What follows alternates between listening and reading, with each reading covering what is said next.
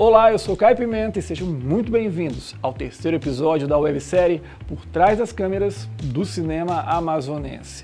E hoje você vai conhecer a trajetória do Francisco Ricardo, o diretor de arte mais procurado do cinema amazonense na atualidade. Nascido no Ceará, mas radicado no Amazonas há mais de 30 anos, o Francisco Ricardo é artista visual formado pela UFAM e com uma graduação também em Língua e Cultura Espanhola pela Universidade de Salamanca. Nos últimos anos, o Francisco se dedicou ao audiovisual local com ênfase na direção de arte, conquistando prêmios, entre eles o Quiquito, no Festival de Gramado de 2020, pelo trabalho em O Barco e o Rio.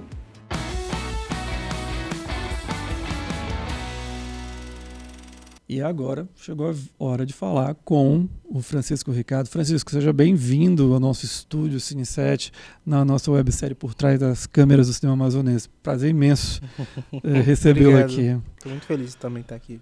Poxa, Francisco, eu queria saber o seguinte de você. Você iniciou a tua carreira com exposições, oficinas de lambe-lambe nas artes plásticas. Como é que você fez esse salto assim, para ir para o cinema? Como é que ele aconteceu na tua vida? Então, eu acho que as coisas acontecem sempre todas ao mesmo tempo e acaba que a gente prioriza uma coisa ou outra em determinados momentos, né? Eu sempre quis fazer ou pensar em cinema, né? Sempre gostei muito de cinema desde adolescente.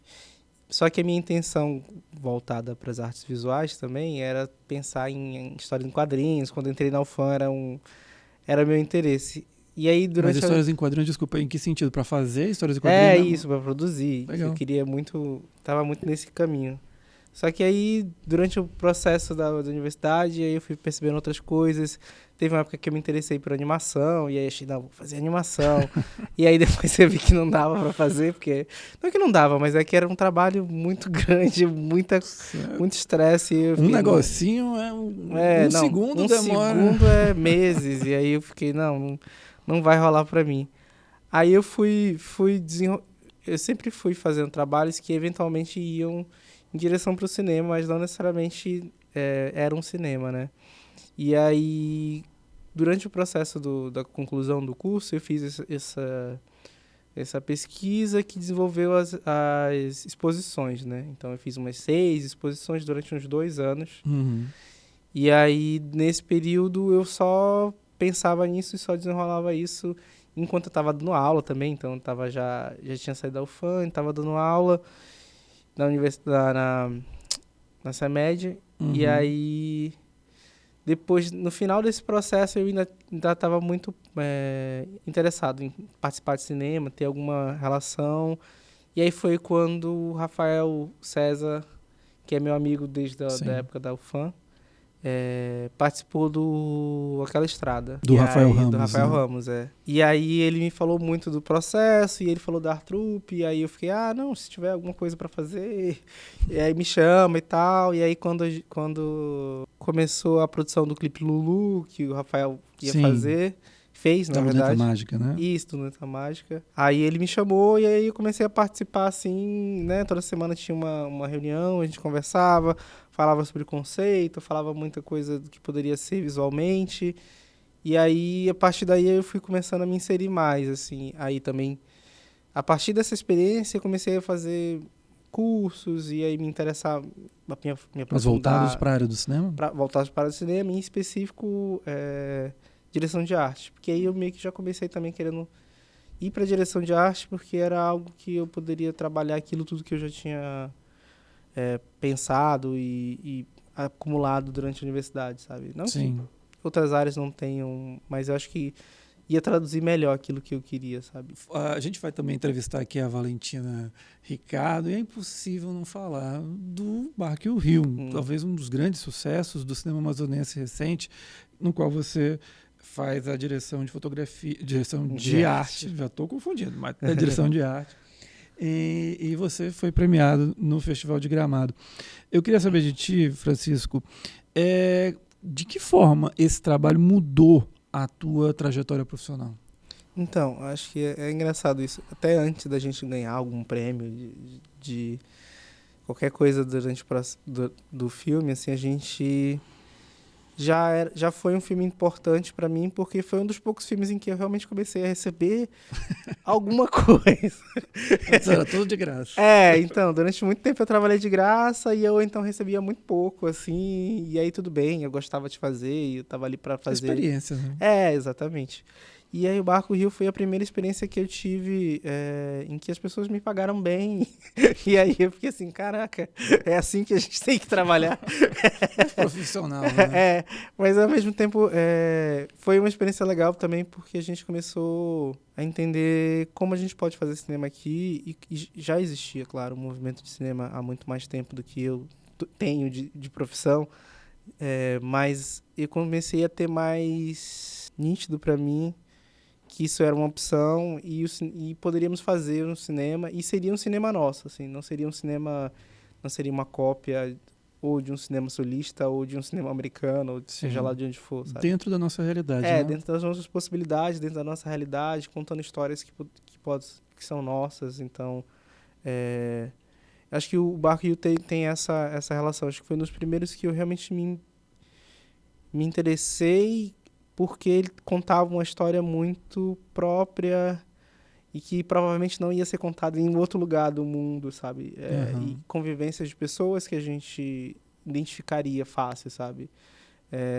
E é até engraçado a gente falar isso, porque, por exemplo, hoje em dia eu sinto que a gente tem o Amazonas e a Amazônia como um todo é um cenário muito interessante para filmes. Sim. Porque, enfim, todo mundo acha a floresta incrível, impressionante, mas poucas pessoas se interessam sobre quem são as pessoas que vivem e quais são as histórias que são contadas aqui. Sim. E hoje em dia eu percebo que as pessoas querem isso. As pessoas chegam aqui, principalmente pessoas de outros estados, de outros países, e não se importam com quem vive, não estão aqui para escutar as pessoas que estão... A relação de cima para baixo, né? Exato.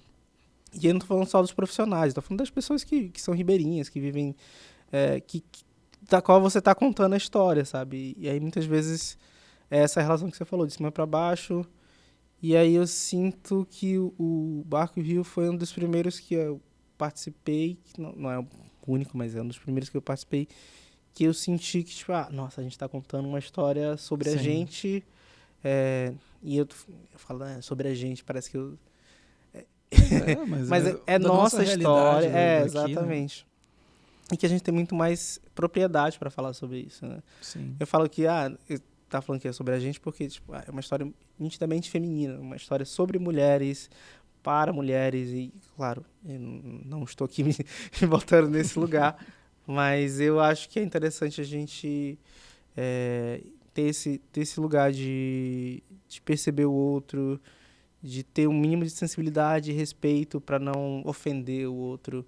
E acho que essa é uma das coisas que eu mais gostei do Barco Rio, porque existia uma preocupação muito grande de falar sobre um tema que não todos ali eram familiarizados com profundidade, mas todo mundo estava muito interessado em ser respeitoso, ter cuidado com o que vai ser dito, sabe? Vamos falar um pouquinho agora sobre questão racial dentro do nosso cinema, Francisco. A nossa roteirista, Pamela Eurídice, ela escreveu um livro de uma pesquisa de mestrado que ela fez sobre as mulheres negras diretoras de cinema aqui no Amazonas, né? E mapeando, né, essa trajetória ali de 2015 até os dias recentes. Eu queria saber como é que você enxerga essa questão da relação de raça dentro do nosso cinema.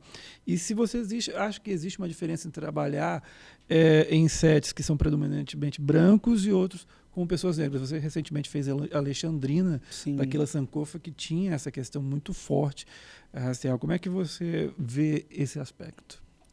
Eu sinto que a gente tem uma relação no Estado como um todo de invisibilização, né? Existe uma relação de, não existem pessoas negras na Amazônia e nunca existiram pessoas negras na Amazônia, como se a gente não existisse.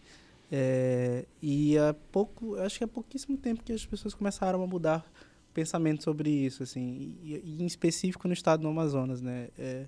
Eu vejo, por exemplo, em outros estados, sei lá, Pará, outros estados do norte, tem uma relação de... aceitação e abraçam essa relação da negritude, enquanto que eu sinto que o Amazonas em específico, a capital, não necessariamente o interior tem uma outra relação Sim. com a negritude, mas em específico a capital tem uma relação de negação, né? E durante muito tempo isso se reflete no cinema. Assim, a gente tem uma... O cinema sempre foi um espaço muito elitista, muito dividido por raça e gênero. Então, só quem conseguia acessar os espaços de cinema eram homens brancos, cis, héteros. Então, a gente tinha uma relação de divisão muito evidente, assim. E eu sinto que isso é um processo que não vai acabar agora. Não, a gente tem uma tempo. história aí longa para a gente construir. E o cinema do Amazonas não está diferente do resto do país. Assim, a gente realmente está caminhando, um pouco empurrado, porque parece que as políticas públicas não querem muito, não se interessam muito, né? Eu lembro que anos atrás eu estava tentando organizar um movimento para a gente tentar pedir cotas nos editais, Sim. cotas raciais. E aí existiu toda uma resistência, as pessoas não queriam, não sei o quê. Acabou que esse movimento nunca foi muito para frente. Mas agora o governo federal estabeleceu que vai ter que ter cotas raciais de gênero e sobre sexualidade. Então, a gente tem... só porque o governo federal empurrou isso, obrigou, né? Para o estado e para o município, é que eles estão se vendo obrigados a caminhar nessa direção, né? Então, que é importante, que eu acho essencial que o governo federal tenha essas posturas. Mas se não fosse também, a gente ia ainda continuar nesse lugar. Eu acho que ainda bem que a gente está tendo essa Paulo Gustavo dessa forma, Sim. porque só assim a gente consegue ter espaços para produzir, e produzir não só na cidade, mas no interior, tentar produzir, e não só pessoas negras, pessoas indígenas, LGBT também. Pessoas LGBTs, mulheres. Então eu acho que a gente tem ainda muita coisa para fazer. Eu acho que a gente tem pouco acesso às políticas... Os mecanismos de fomento. Né? Exatamente. As políticas para formação mínima também. A gente não consegue, assim. Eu estava até comentando um dia desses com um amigo que é de produção. Ele falou, não, porque vocês têm que procurar melhorias, melhorar o seu... fazer cursos, né? Não. E aí você pensa, mano, mas tem fulano que tem filho, que fulano que é uma pessoa que teve que trabalhar muito cedo, que tem uma família para sustentar, ele não vai poder se ausentar durante meses para fazer um curso fora, porque a gente não consegue fazer o curso aqui, a gente tem que fazer fora. E aí é muito desigual pensar sobre essas questões. A gente precisa realmente pensar sobre como é que a gente insere essas pessoas que estão à margem desse processo, porque não... Só dizendo, não, vai lá e faz, não é bem assim, não é por esse caminho, sabe? Francisco, é isso. Te agradeço imensamente. Muito obrigado mesmo. Espero que você tenha gostado também. Sim. Foi ótimo. Acho que deu para entender um pouquinho sobre a direção de arte, sobre a trajetória do Francisco. E é isso. Você está sempre convidado aqui para o Cine 7, tá bom? Muito obrigado mesmo. Eu que agradeço. Muito obrigado por ter me convidado e ter tido a oportunidade de falar sobre o meu trabalho, sobre a minha trajetória. Você está sempre convidado por aqui. E eu agradeço todo mundo que assistiu e nos escutou também, porque estamos em podcast. Quero agradecer imensamente, lembrando que a websérie Por Trás das Câmeras do Cinema Amazonense tem recursos da Lei Paulo Gustavo, através de um edital feito aqui pelo Governo do Amazonas, Secretaria de Cultura. E no próximo episódio vamos falar com o Pablo Araújo, um guitarrista da Luneta Mágica, que vai falar sobre composição de trilhas sonoras. Muito obrigado a todos e até a próxima.